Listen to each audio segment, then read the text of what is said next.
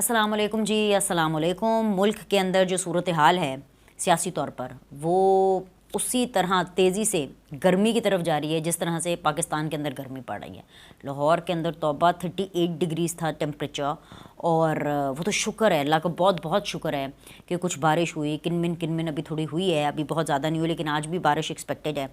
सो ज़रा खुल कर के अगर बारिश हो तो मुझे लगता है कि 3-4 दिन हमारे अच्छे गुजर सकते हैं। लेकिन उसका क्या है, अल्लाह सोच सोच के मुझे डिप्रेशन हो रहा होता है कि इतनी गर्मी पड़ रही है, और इसलिए ज़्यादा डिप्रेशन हो रहा होता है कि एसी चलाएंगे तो एसी के तो बिल ठीक ठाक आने हैं। मतलब अब क्या करे, बंदा इतनी मेहनत से कमाई करता है, ऐसे बिलों में साड़ने के लिए थोड़ी ना करता है, तो बिल्स इतने ज़्यादा आते हैं। अब ये पता नहीं क्या होगा, लेकिन गर्मी बहुत ज़्यादा है, और ये मौसम वाली गर्मी है। ठीक है, सियासी तौर पे मैं आती हूँ। मैंने कहा अब ज़रा गर्मियाँ शुरू हो गई हैं और खूब टिका के शुरू हुई हैं, तो मैं आपको ज़रा मौसम का हाल भी बताऊँ कि क्या करना है। अच्छा, अब करना क्या है, बस आई थिंक सो कि कच्ची लस्सी पियेंगे, और आई थिंक सो कि नींबू पानी पियेंगे, और खीरे खाएँ, तरे खाएँ, और तरबूज खाएं। इसी तरह से हम जो है वो अपनी बॉडी को कूल कर सकते हैं। वरना आप एसी कितना लगाएंगे, मतलब आई डोंट नो, मैं तो नहीं वैसे 24 घंटे एसी अफोर्ड कर सकती। अब पता नहीं क्या होगा। अच्छा, वैसे खैर मुझे कल मेरी अम्मी बता रही थी कि सत्तू पीना चाहिए। तो जिन लोगों को दूध ज़्यादा पसंद नहीं है वो पानी में डाल के सत्तू पी लें, जिनको दूध पसंद है और जिनको हज़म भी हो जाता है दूध, वो दूध में डाल के सत्तू पी लें। खैर एनीवेज, मतलब कि अभी हमें जो बॉडी को नेचुरली कूल करने वाले जो चीज़ें हैं ना, उसके ऊपर ज़्यादा रिलाई करना पड़ेगा। अच्छा, अब आपको लग रहा होगा कि मेरे अंदर एकदम से डाइटेशन कैसे आ गई। डाइटेशन नहीं आई भाई, गर्मी ने मत मारी हुई है, इतनी मत मारी हुई है। मतलब आप खुद मुझे बताएं ज़रा, आप कमेंट में लिख करके मुझे बताएं कि किस किस शहर में, किस किस जगह पर कितनी कितनी गर्मी है, जितने भी लोग पाकिस्तान में हैं ज़रा, ताकि मुझे थोड़ा हौसला हो कि सिर्फ मैं अकेली नहीं हूँ जिसको आग लगी हुई है। जहाँ जहाँ गर्मी पड़ रही है उन सब लोगों को आग लगी हुई है। गर्मी तो खैर सभी को लगती है। एनीवेज खैर, अब आ जाएं जी, हम ज़रा पॉलिटिकल सूरत हाल पर आते हैं। पॉलिटिकल सूरत हाल भी जो है वो किसी आग से कम नहीं है, क्योंकि बार बार वार्निंग्स दी जा रही हैं, लेकिन पीटीआई वाले सुधरने का नाम नहीं ले रहे हैं।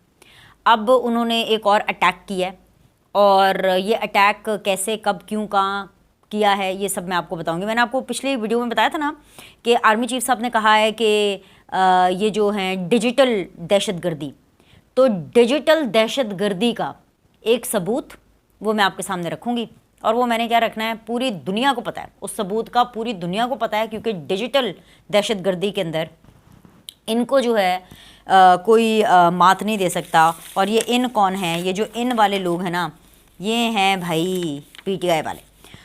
तो पीटीआई का अटैक एक और जब आप बार बार अटैक करेंगे और जब आप बार बार सुधरेंगे नहीं ना, तो पता लगेगा आपको, और इनको जल्द पता चलने वाला है।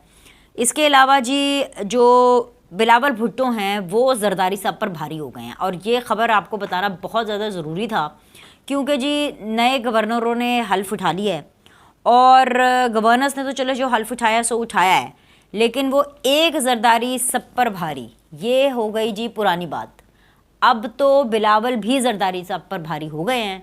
वो कैसे, उसकी भी मैं आपको स्टोरी बताती हूँ, लेकिन सबसे पहले मैंने कुछ बात करनी है आपकी और मेरी, यानी कुछ अवामी मंसूबों की बात, कुछ ऐसी बातें जो कि अवाम के लिए हैं। मैं नॉर्मली जब से मरीम नवाज़ ने ओथ लिया है, मैंने बहुत कम उनके काम पर बात की है। मैं आपको उसकी वजह बताती हूँ। उसकी वजह यह है कि मैं तहे दिल से चाहती हूँ कि मरीम नवाज़ कामयाब हों, और मेरी दुआ भी है कि वो कामयाब हों।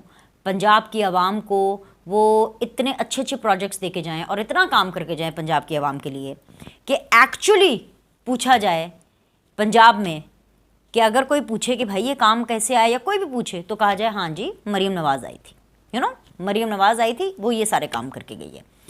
अभी उन्होंने मंसूबों की अनाउंसमेंट बहुत ज़्यादा की है, और जाहिर सी बात है अभी आए हुए उनको चंद हफ्ते हुए हैं, महीने चले कह लें, तो इतनी जल्दी तो काम नहीं हो सकता।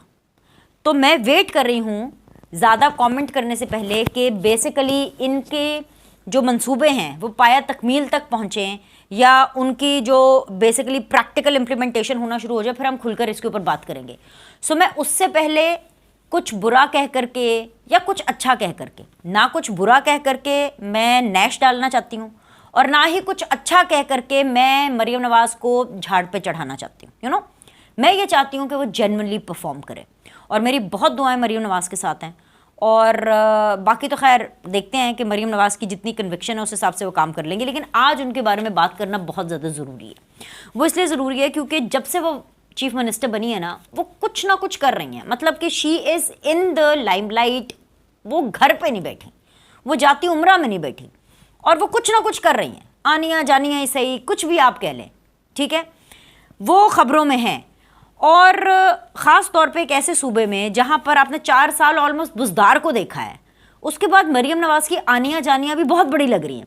हालांकि मैं मरीम का भार और वज़न, उनका मुकाबला बुज़दार के साथ करके बिल्कुल भी कम नहीं करना चाहती, क्योंकि मुझे पता है कि मरीम नवाज़ इससे कहीं ज़्यादा डिज़र्व भी करती हैं और इससे कहीं ज़्यादा मरीम नवाज़ जो है वो केपेबल भी हैं, लेकिन उनके काम को बोलने दें। वो कहते हैं ना, लेट द वर्क स्पीक।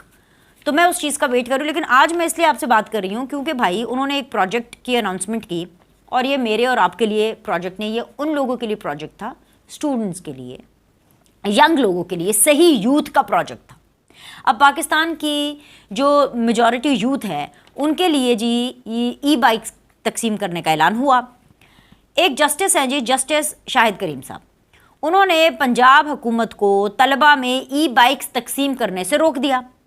वो कहते हैं कि जी तालिब इल्मों को ई बाइक्स देंगे तो वो वन व्हीलिंग करेंगे। अब भाई भला कोई उनसे पूछे, आप जज बन गए माशाल्लाह से, पढ़ लिख कर ही बने होंगे, लेकिन नॉलेज का लेवल ये है कि ई बाइक्स के ऊपर कौन सी वन व्हीलिंग होती है, इन साहब को कौन जाके बताएगा। अच्छा, उसके बाद अच्छा आप कुछ बोल दो तो फिर जी कंटेम्प्ट लग जाता है, लेकिन ठीक है जी, लगाना आपने कंटेम्प्ट, वो आपकी मर्जी है सर, आप ही हमें कानून पढ़ाने वाले हैं, जितने भी जस्टिसेस हैं, जितने भी जजेस हैं।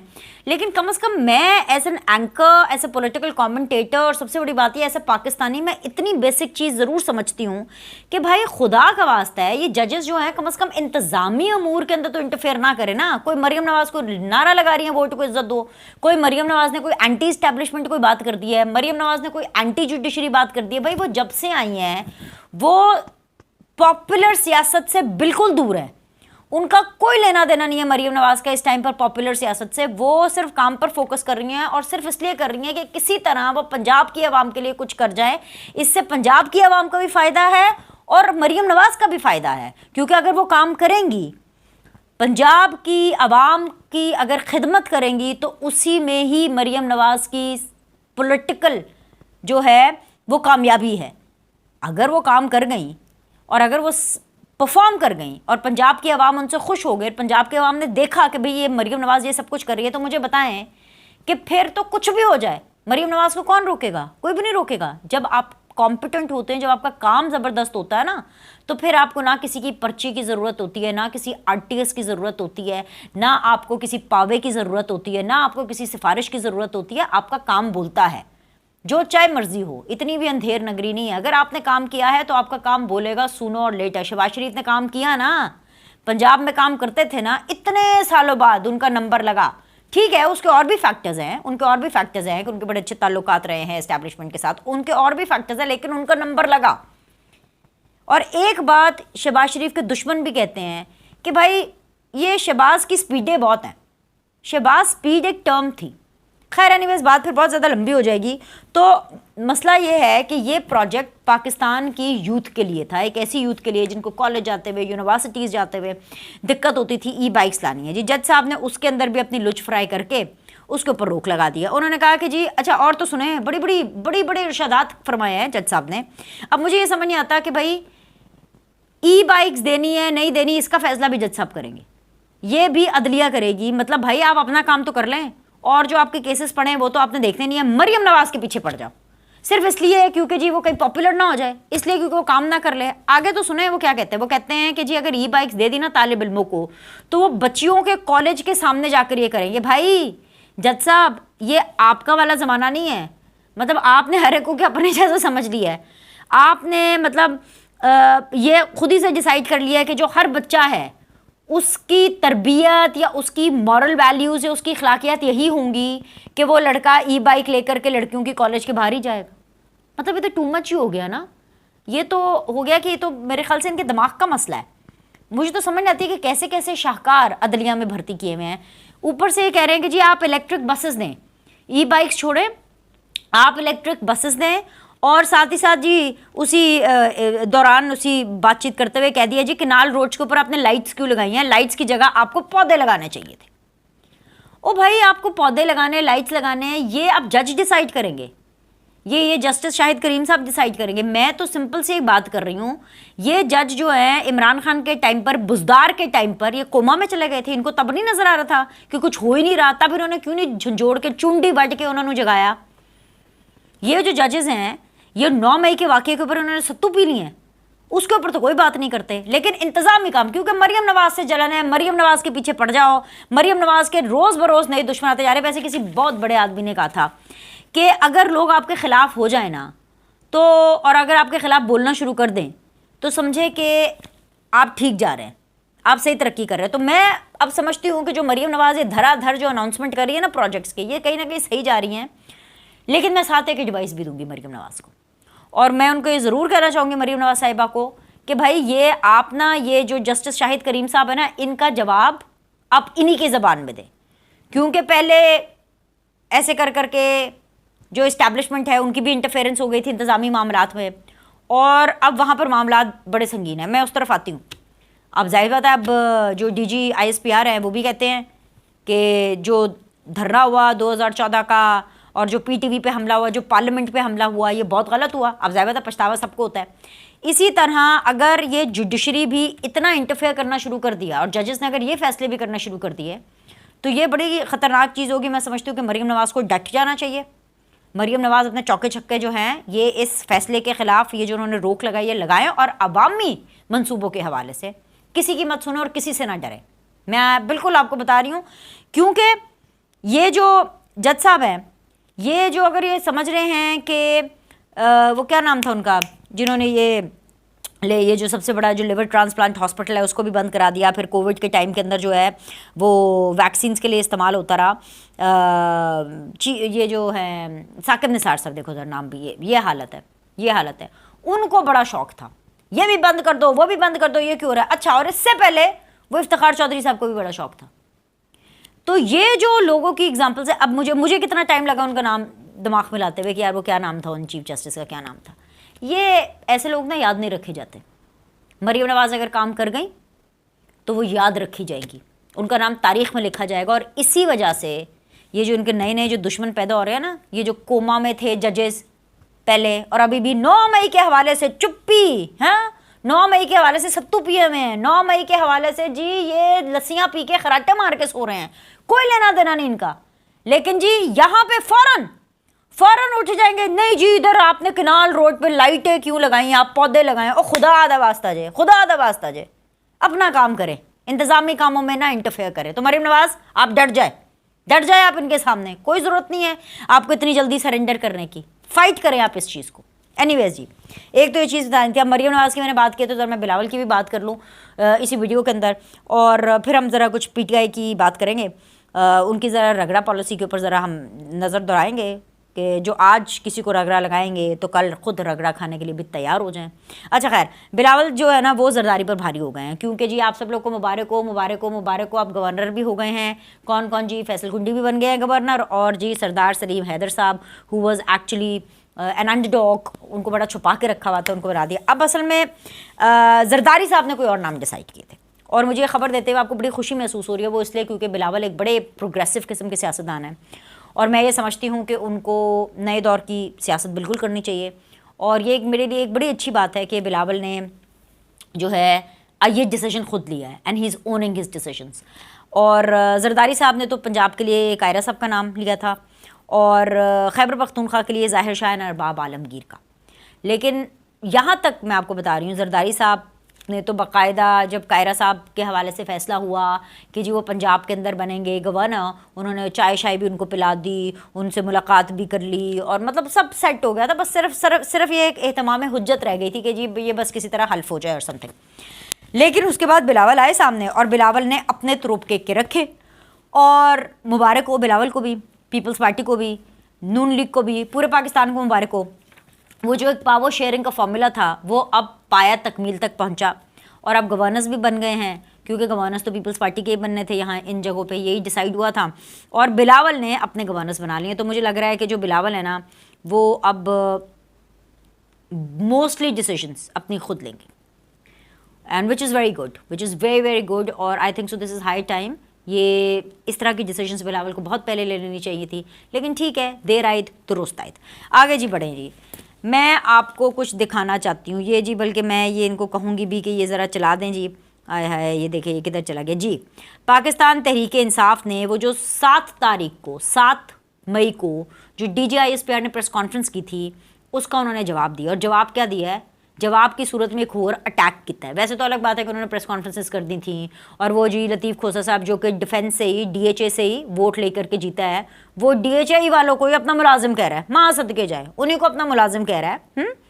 यहाँ तक बात पहुँच चुकी थी। तो वो तो प्रेस कॉन्फ्रेंसेस सबने बड़ी की कि जी माफ़िया मांगे और मुलाजमीन से क्या मुज़ाकरात, और ये सारा कुछ मैं आपको बताती रही हूँ अपनी वीडियो के अंदर। जो दो रही चीज़ें मैंने आपको बतानी है वो ये कि पाकिस्तान तहरीक इंसाफ ने अब बाकायदा तौर पर जब अपनी कोड वाली कमेटी जो है ना, कोड एक बीमारी भी होती है ना, ये वही वाली बीमारी वाली कमेटी है, वो जो कोर कमेटी का जब इजलास हुआ तो उसके बाद एक बाकायदा तौर पर एलामिया आया, और ये एलामिया 10 मई यानी कल आया। एलामिया कल शाम को आया था, और इस एलामिया के अंदर जी उन्होंने जो बातें लिखी हैं ना, मैं अब आपको क्या बताऊं, लंबा चौड़ा एलामिया है, लेकिन एनीवेज़ मैं उसकी कुछ बातें आपको पढ़ के बता देती हूँ कि इनकी आदत है और इनकी स्ट्रैटेजी यही है PTI की कि जब पानी सर से ऊपर चला जाए ना, तो अगले को खूब दबा के प्रेशर में रखो और अटैक कर दो अगले पर। और ये जो उन्होंने एक और अटैक किया है ना, ये बात अब किसी सूरत सुलझने वाली नहीं है, किसी सूरत नहीं। ये तो अभी कोई अंतर्यामी भी आके मुझे कह देना कि नहीं जी इमरान खान का भी ये और PTI का ये, कुछ नहीं होना इनका, ये किसी को मुंह दिखाने के काबिल नहीं रहेंगे, एंड वेरी राइटफुली। और ये मेरे ख्याल से पाकिस्तान में कुछ जो चीज़ें मेरिट पर हो रही है ना, उनमें से ये चीज़ मेरिट पर होगी जब इनका मक्कू ठप्पा जाएगा, जिसे कहते हैं। पाकिस्तान तहरीक इंसाफ की कोर कमेटी की जानिब से ये ज़रा दिखाइए, ज़रा साथ में चलाइए। 9 मई के फॉल्स फ्लैग ऑपरेशन की आड़ में मुल्क की सबसे बड़ी सियासी और करोड़ों पाकिस्तानियों की नुमाइंदा जमात के खिलाफ रियासती वसाइल से बर्पा किया गया झूठा, जहरीला, गुमराहकुन और बेबुनियाद प्रोपेगेंडा मुस्तरद। DGISPR यानी यार ये सर्विंग जनरल है, सर्विंग जनरल अहमद शरीफ साहब के बारे में कह रहे हैं। DGISPR की हालिया प्रेस कॉन्फ्रेंस गैर आइनी, गैर कानूनी इख्तियारात से तजावुज़ और तजादात का मजमुआ और अफवाज पाकिस्तान की साख और आइनी किरदार के लिए नहायत मनफी असरात की हामिल करार देकर मुस्तरद। DGISPR की जानब से करोड़ों पाकिस्तानियों की नुमाइंदा सियासी जमात को इंतशारी गिरोह करार देकर माफ़ी का मुतालबा भी। ये देखा ना, औकात से कहीं आगे। इनको ना शायद बचपन में बताया नहीं था, बेटा चादर देख के ना पाँव फैलाते हैं, उसी तरह अपना कद देखकर बात करते हैं। मैं आपको बताती हूँ, ये बातें अगर किसी बड़ी डेमोक्रेट जमात ने की होती ना, जो बड़ी मेहनत करके अपने बलबूते के ऊपर यहाँ तक आई भी है, RTS की पैदावार, तमाम तर फौजी और जो रिटायर्ड फौजीज़ हैं और अदलिया के कंधों के ऊपर ये जमात अपने आप को जमात कहलाने के काबिल हुई है, और ये इनको आंखें दिखा रही है। बातें इनकी सुन लो ज़रा। अच्छा जी, पाकिस्तान तहरीक इंसाफ खसूसन बानी चेयरमैन इमरान खान ने तसलसल से 9 मई के फॉल्स फ्लैग ऑपरेशन की मजम्मत की और जलाओ घिराव और निहत्ते शहरियों के बहीमाना कत्ल समेत पुरतशद्दुद वाक़यात के ज़िम्मेदारों के तयन के लिए आला सतह अदालती तहकीकात का मुतालबा किया है। कोई नहीं होनी तहकीकात, ये बस ऐसे ही कमीशन कह रहे हैं ना, कोई नहीं कमीशन में मिशन। कमीशन का मतलब होता है मामला खूह खाते जाए, नहीं बनना। 9 मई 2023 के फॉल्स फ्लैग ऑपरेशन के खिलाफ मुल्क गिर पुरअमन एहतजाज को नंगे रियासती जबर फस्तायत से कुचलने और बुनियादी सियासी हकूक़ गज़ब करने की इंतज़ामी कोशिशों की शदीद मज़म्मत। चादर और चार दीवारी के तकद्दुस की पावाली, तहरीक इंसाफ के कायदीन और कारकुनान के घरों के गैर कानूनी महासरे और पुरअमन मुजाहिरीन पर तशद्दुद की भी शदीद मजम्मत। कोर कमेटी की जानिब से 9 मई के फॉल्स फ्लैग ऑपरेशन के आज़ादाना, गैर जानिबदाराना और आला सतह अदालती तहकीकात के असूली मुतालबे का अयादा। 9 मई के फॉल्स फ्लैग ऑपरेशन की आड़ में मुल्क की सबसे बड़ी सियासी जमात को कुचलने की कोशिश तर्क करके सियासत और अहले सियासत के खिलाफ जारी इंतकामी सिलसिला फौरी तौर पर रोकने का मुतालबा। अच्छा जी, कोर कमेटी की जानिब से पंजाब में chief justice Lahore high court की जानिब से इंतखाबी ट्रिब्यूनल्स के लिए जजेस की नामजदगियों के अमल में इलेक्शन कमीशन ऑफ पाकिस्तान की मुदाखलत की शदीद अल्फाज में मजम्मत। आज़ादाना, गैर जानिबदाराना, शफाफ इंतखाबात के इनकाद के दस्तूर फरीज़े की इंजाम दही में नाकाम इलेक्शन कमीशन की जानिब से इंतखाबी अमल में मुदाखलत मुजरिमाना है और नाकाबिल कबूल करार। अब देखें जी, ये जो सारी जो बातें ये कर रहे हैं, ये ऐसे बातें कर रहे हैं कि इतनी जमहूरी ये पॉलिटिकल पार्टी हो, बाजवा साहब इनकी साइड लें, उसके लिए क्या क्या कुछ इन्होंने नहीं किया। जनरल फैज़ इनकी साइड लें, उसके लिए तो यहाँ तक ये रेडी हो गए थे कि हाँ कोई बात नहीं, अगर जनरल फैज़ DGI होने के साथ साथ अगर मेरी फ़ोन पे बातें सुनते हैं या बगिंग हो रही है और अगर वो रिकॉर्डिंग्स कर रहे हैं तो कोई बात नहीं, ठीक है। जजेस जो हैं वो इनके लिए काम कर रहे हैं तो कोई बात नहीं, लेकिन जजेस अगर न्यूट्रल हो जाएं या ना काम करें या किसी और के लिए काम करें या इनका साथ ना दें तो फ़ौरन इनको प्रॉब्लम हो जाती है। यानी कि हर चीज़, दुनिया की जो पूरी कायनात है ना, वो बस सारी की सारी PTI और इमरान खान के लिए काम करे, और अगर वो उनका साथ छोड़ दे या उनके लिए काम ना करे तो उनसे ज़्यादा कोई बुरा नहीं होगा। ये इनका एक सिंपल फॉर्मूला है, एक इनका सिंपल फॉर्मूला है। बातें इस तरह की वो जमात करे या वो लोग करें जिनकी एक बहुत ही बड़ी कोई पॉलिटिकल स्ट्रगल है। सिर्फ पॉलिटिकल स्ट्रगल को छोड़ें, जिन्होंने जेलें बड़ी मुश्किल गुजारी हैं। इमरान खान की आप जेल देखें, मतलब किस बेस के ऊपर, वो किस बुनियाद के ऊपर इस तरह की बातें कर रहे हैं, किस बुनियाद के ऊपर वो मुंह खोल कर ये कह रहे हैं कि जी वो जो सर्विंग जनरल है वो मुझसे माफ़ी मांगे। भाई आपने उनके ऊपर हमला किया, वो जवाब नहीं देंगे तो कौन जवाब देगा? ये बातें इनको समझ में नहीं आ रही हैं। सो द पॉइंट इज कि PTI का जो अटैक है ये इन पे उल्टा पड़ने वाला है, और मैं आपको बता रही हूं कि चंद दिनों के अंदर PTI के ऊपर उल्टा अटैक होगा और राइटफुली होगा। इसकी क्या डिटेल्स हैं उसके बारे में हम बहुत जल्द बात करेंगे। अभी के लिए इतना ही। लाइक करें, सब्सक्राइब करें, आपसे अगली वीडियो में बात करते हैं।